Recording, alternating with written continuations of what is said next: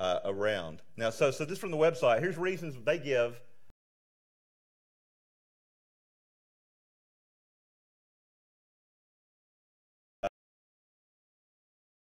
Right, or text them, or at least text them. So do you collect information from a visitor, like of a book they can sign, or give them a card? So if you don't call them, you don't text them, or at the very least you can send them a postcard, because a lot of times, sometimes they're not sent a postcard. Another reason they say that they won't return to a church is that it's dirty or cluttered. So if you meet in like the back room when you get there and you're like, it's not really organized. And here's one where your people. In other words, we have to maybe have meetings and decide, when you go up to a new person, there's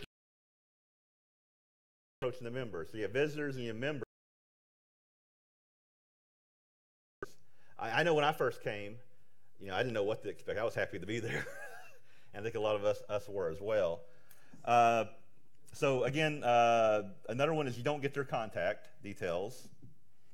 And here's one that probably happens. Another one is your church doesn't care. Some people, we got visitors. We could care less if we have visitors. And again, I think I've visited churches of God that were, I think recently, where I was just a visitor. And I had to say, and I don't think I knew anybody there, so I was going to say, how would they approach me? And generally, somebody came up and they said hello to me and they talked to me, and some other people greeted me, and so everybody was a church of God, and they were very nice, and they greeted, and so I was like, I felt pretty comfortable in the situation, and I was just there, just attending, and they were nice folks. It was at a United Church, so they were very nice, and I was just going to try to see what happens with Church of God. So I think if we were to keep even half the visitors over the years, we'd probably have a lot more people, or even a tenth of the visitors. And again, and this is a difficult thing. Again, if God doesn't call someone, and you can't make somebody do something, but all we can do is we can just make sure that we're doing what we can do. If we have gifts that we can use, what do you think is the number one thing that people look for when they choose a church? When people are looking for a church, a message. Some message. Message, okay. Just call it out, and I'll repeat it. A sense of belonging. A sense of belonging. Yeah. All right. Anything else? Who the people are. How friendly? You can learn from one another without being offended. Learn without being offended. Okay. Something for the children. Something for the children, especially for you have small children. So you want to make sure the children feel comfortable. And we had visitors ago, and we had a nice Sabbath school for them, and the children were having fun. I was like, yes, we have. It was working out that maybe they'll come back. Yes. A church family. People are looking to be welcomed and feel like they have a family. And a lot of times when you go into a new congregation, you feel like you're being scrutinized and not welcomed. And that is not the way to welcome newcomers or visitors. We tend to ask too many questions of a visitor. We don't need that. We don't need to know that. Yeah. Has anybody ever asked a question and said, when did you come into the truth? You ever heard that? Yeah. That's not so that, and again, for someone as a visitor, that's like a weird question. Because they're like, well, I'm here, so it's kind of unusual. In our perspective, it makes perfect sense to ask you that or ask anyone here that.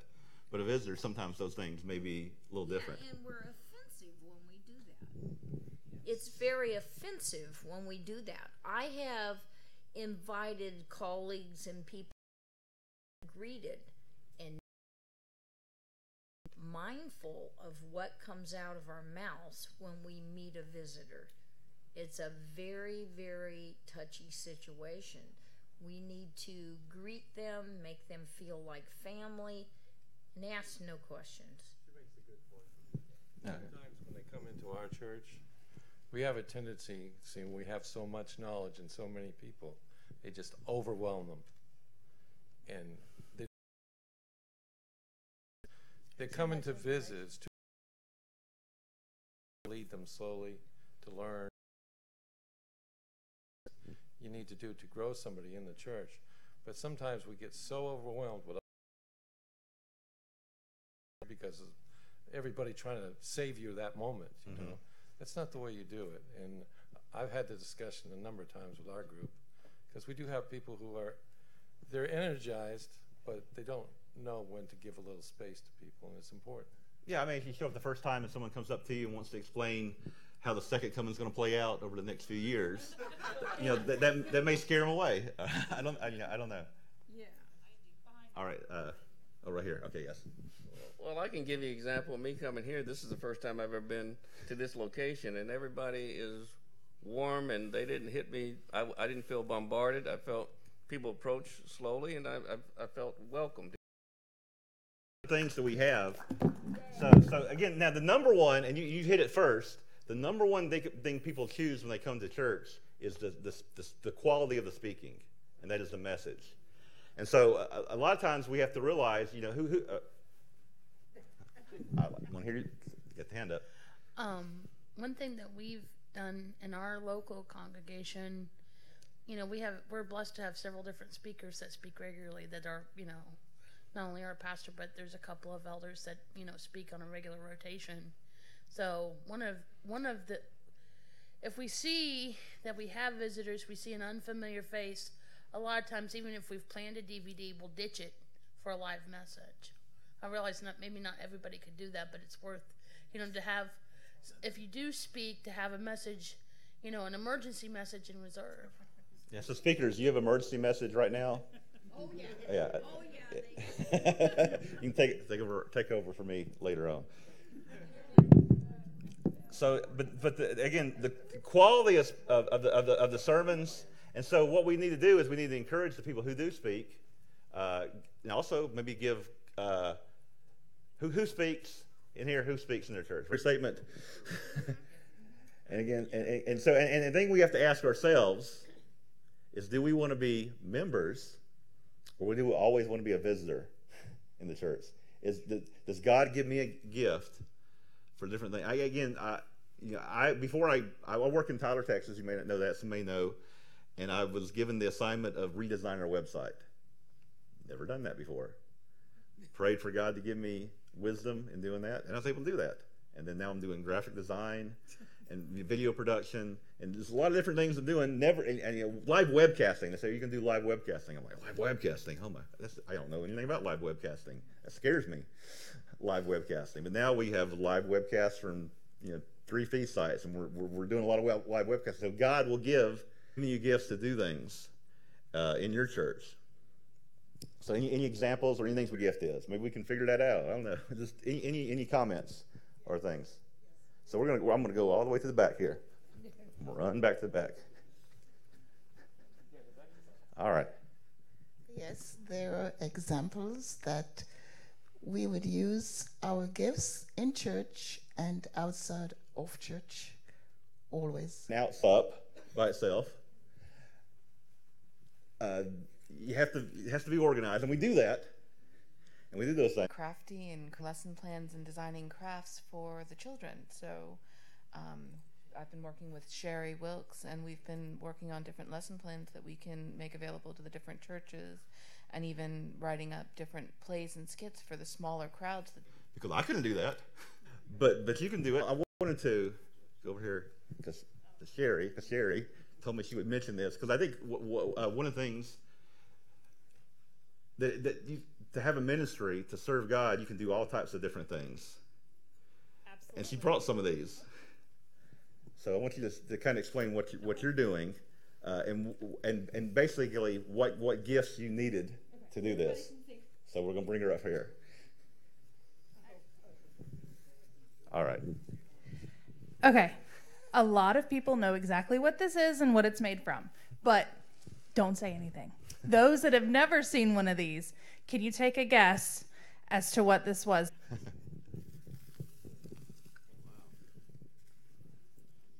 We'll leave that one right open. We'll do this one.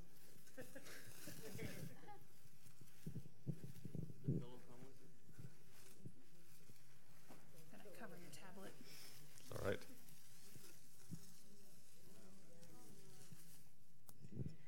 It takes 500 plastic bags to make one of these mats. What we do with this is we actually give it to those who don't have anywhere to sleep, who are sleeping in their cars, or who are sleeping in homes with inadequate heat. I actually do this personally. This isn't just something where we got together, we were like, let's just do something good. And we made a bunch of these and then we went and gave them off to somebody else who was going to do the dirty work. My son Jeremiah, who was 11 at the time, actually went with me to meet with a woman who was 27, who was pregnant with her 9th child and homeless. She would get pregnant so people would take care of her. Well, people found out that's what was happening. People stopped taking care of her. So I brought him along since I had actually known the lady before. Commercially available baptism cards, for example, are usually appropriate. So that's something I've been trying to work on. All right. So, yeah. Again, so there's many ideas and things that we can do, and I know in different churches I've seen missions to Africa. I know people who do missions to India. We have people who do things for the homeless throughout the church. And again, the thing is, what I'm trying to on what we do. I mean, even written on a plastic mat. that's some way that we're serving Christ by serving others. I forgot you were here, Joel. Right, because I'm 6'5.5". What I've noticed is sometimes the churches will do it's worth a try. A variety. Mm-hmm. If you over and over and over again, you don't have growth. You have what is called a slow downhill turnaround, and you don't want that. And especially in today's age, in today's generation, we want to do whatever it takes in a pure mindset to get these people engaged and to continue the process. Yeah, and that's using your talents, right? Because you can have the one talent that you bury, or you can have the 5 or 10, the 2, the 5, or whatever, to multiply your talents. And I just wanted to say something about the multiplication process. I think we have to be willing to pray to God to enhance our talents. If we feel we have something in some area, not to feel shy to use it, because He can multiply that talent. Before the church, when I was in the Worldwide Church of God, I used to do some offertory music and so forth on the saxophone, and I did keyboard for accompaniment of choirs and things like that. So I took a vocal class and I started doing it. And I remember my knees would knock at first, and I'd wear long dresses so nobody'd see my knees knocking. But it was just willing to to ask God I prayed about it. I said, we need somebody to be able to do this, and we didn't have anybody. And so God can take a willing. If you have some talent in an area, He can enhance that if you're willing to work with Him. Yeah, like when it comes to church, sometimes we complain about stuff, right? We have a guess who fixed the website, the person who complained about it, and so one of the things I've kind of learned is complaints are good, but then when somebody has a complaint, it's well, how can we fix it? What is your ideas of things that we can do better in those things? And I guess what Joel was saying, and here's some ideas that we're doing in Tyler. In Tyler, we have a thing called Family PEP that we do once a month, where we have praise music, and we invite young people from different churches around to come, and we have a service that's kind of aimed at younger people, but older people can be a part of it. And we do that. And then afterwards, next month we'll have probably a game night after the Family PEP, and then we kind of help me figure out what we need to do. Is that we want to do a service project maybe once a quarter or a month, where we get the teens, and they can invite their friends from college or high school to come. We'll do our praise thing. We'll get up Sunday morning. We'll have a prayer breakfast and go out and serve the community. And so I've been asking just around, because we have a lot of churches in Tyler. We have United Church of Big Sandy in that area. There's a lot in East Texas. There's a lot of churches, and so we're trying to just use the resources we have to figure out what we can do to serve. And so again, that's another thing that a lot of y'all may do things like that. So we all have different gifts, and they should all work together. And when again, getting back to the bells and the horses, holiness to the Lord, written on those bells. Holiness to the Lord on the pots in the Feast of Tabernacles. So, and one of the ways I think about this, like if I have a car, it's a pretty new car, a couple years old, and I kind of look at it, and I always think of this verse as like, I want to dedicate the car to the service of God. I mean, there's other things I'm going to use it for, but it's like, I want this car to the service of God. And like our homes, right? So our homes, right? If the pots and pans in the future are going to be dedicated to God's service, what about, do we open ours in the church?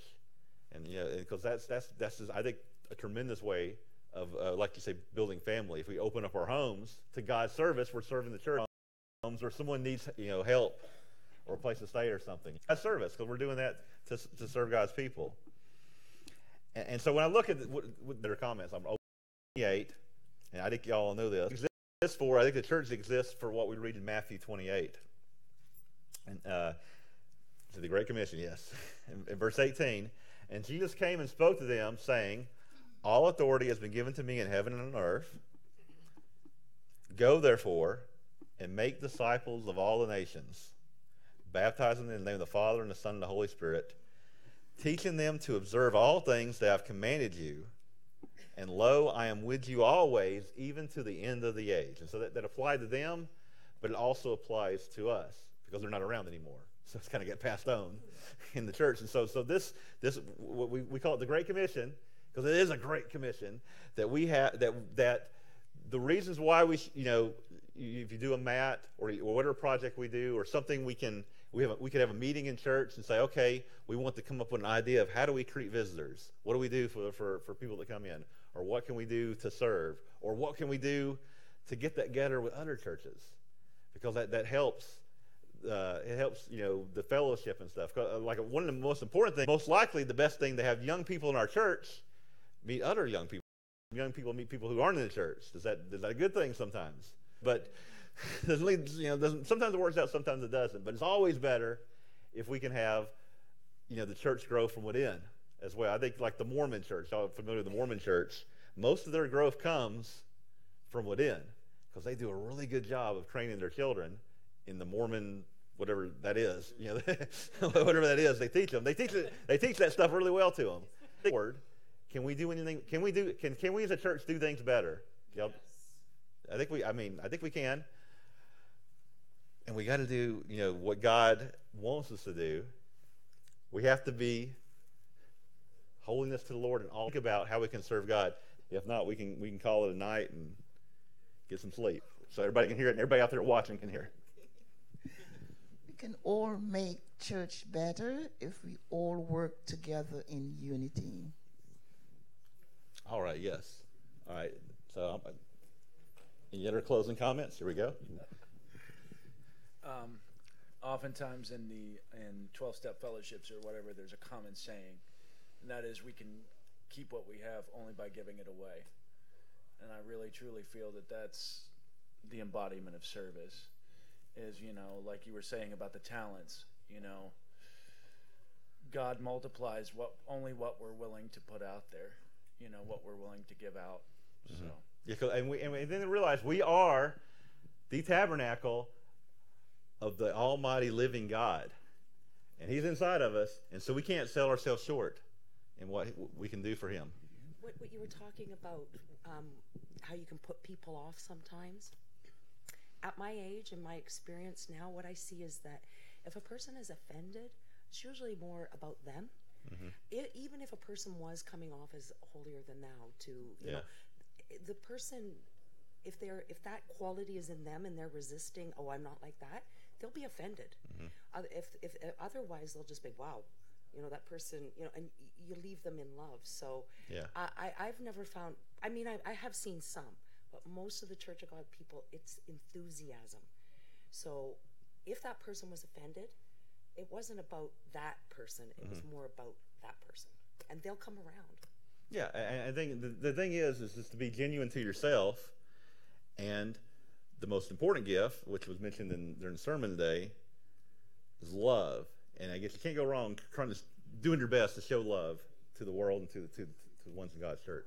I would make the comment that we need to understand that people, whether they're different enthusiasm, sometimes can overwhelm them, and I know I've been guilty of that.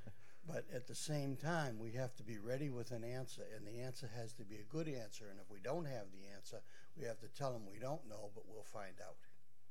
And that's a good thing. Yeah, and we can be over enthusiastic. That is the thing, because you see a new person, like, new person, ooh, and everybody, will do too much and scare them away. Yes. I have a suggestion that might be helpful, and I've heard some churches do it out of our group. The thing that deacons did originally was to help the widows in particular. Mm-hmm. Widows today don't necessarily need food or that kind of help, but they need things like car help. They need things like taking care of the house. I'm a widow. I'm nearly 85, and it would be extremely helpful for me if somebody would help with my car or rake, cut my bushes. The trees came down in one of the hurricanes. I was out there clipping away. It would have taken me years, I think, or at least till the next hurricane comes along. But another church came in to help me.